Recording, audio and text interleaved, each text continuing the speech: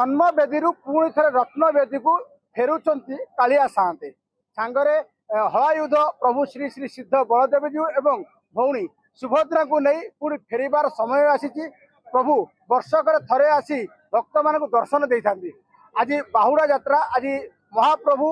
बाहुड़ी जाऊँच पुणी थे से रत्न बेदी को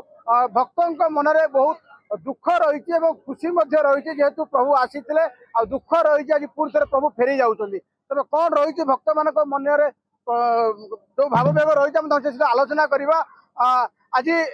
प्रभु आसी आज प्रभु पुणी फेरी जाऊँच आप आसी सबुदिन दर्शन करते कौन के माहौल रही है बहुत खुशी लगुला महाप्रभु जगन्नाथ माँ को आसी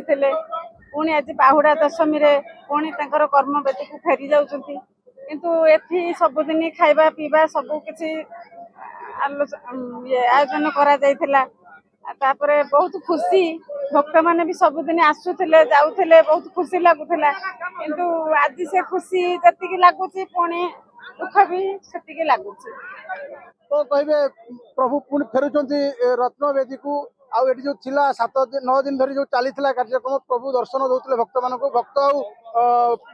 प्रभु जो रही ठाकुर जो मिलन था आज तार समाप्ति घटी ठाकुर फेरी जी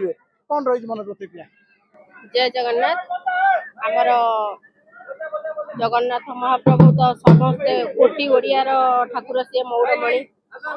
देखिले जी खुशी लगे से हृदय भितर भाविदे बहुत माने गर्व भी लगे जेहेतु आमे ओडिया आम ठाकुर ओडिया सब 9 दिन ठाकुर आसी माउसी माँ मंदिर को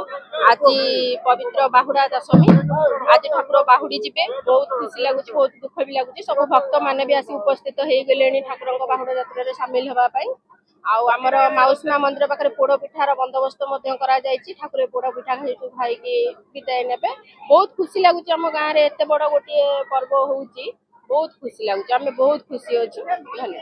निश्चित भाव आम आज जन माँ को प्रतिक्रिया नवा आज प्रभु फेरी जीवे एत दिन आसिले आपण आसिले दर्शन कले कौन केमी रही कार्यक्रम प्रभु आसी बहुत खुशी लगला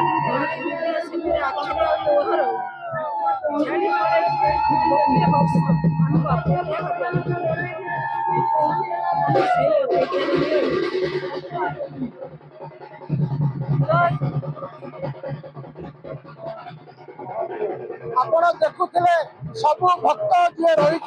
आखिरे आज अश्रु पड़े आसी कहीं महाप्रभु जन्म बेदी पुणी रत्न बेदी को फेरुंच पुणी गोटे वर्ष अपेक्षा करने पड़ो प्रभु आसवे पुणी भक्त मान दर्शन देवे यही आशा आ विश्वास नहीं आज प्रभु को विदाय दौरान अश्रु भरा विदाय दौरान भक्त मैंने पटामुणी प्रदोष कुमार विश्व न्यूज 7।